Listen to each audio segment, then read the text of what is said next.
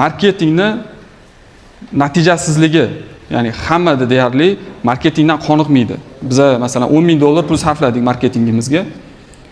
100 ta mijoz keldi, lekin sotuv bo'lmadi. Bo'ldi. Bundan boshqa davom etish yo'q.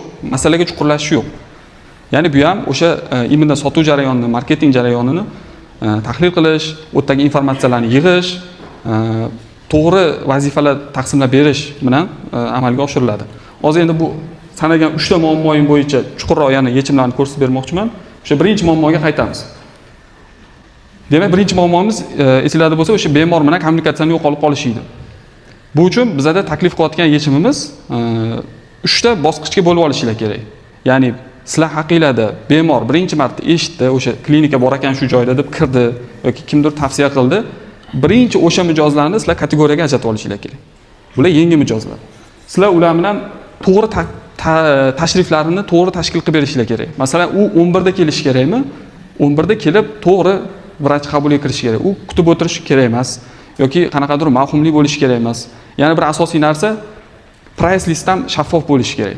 Ko'p joylarda mana shu price listi yo'qligini o'zi qo'rqitadi. Klinikadan qanaqadir borsam hozir mendan ko'proq pul talab qiladi yoki rejalashtirilmagan qanaqadir hozir to'lovlar chiqib qoladi. Men to'lamasam qiyinchilik bo'ladi deb qo'rquv paydo bo'ladi. Mana shu narsani oldini olish uchun birinchi bosqichda, demak, to'g'ri kommunikatsiyani yo'lga qo'yish kerak, birinchi kommunikatsiyada. Va narxlar shaffof bo'lishi kerak.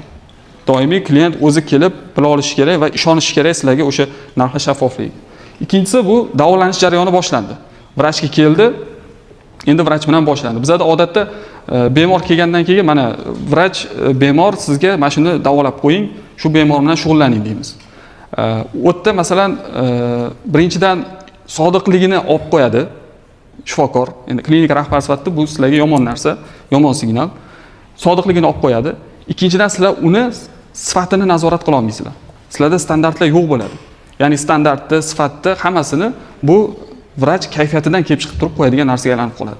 Bu uchun ham ikkinchi etapda o'sha davolanish jarayonlari, har bitta etaplari, nima protseduralar qilindi. Agar vrach xato qilgan bo'lsa, uni kerak bo'lsa yonidagi vrach o'sha xatosini topib, to'g'rilab beradigan darajada mijozga xolis konsultatsiya beradigan darajada yo'lga qo'yib qo'yish kerak bo'ladi. Bu ikkinchi etap. Uchinchisi g'amxo'rlik.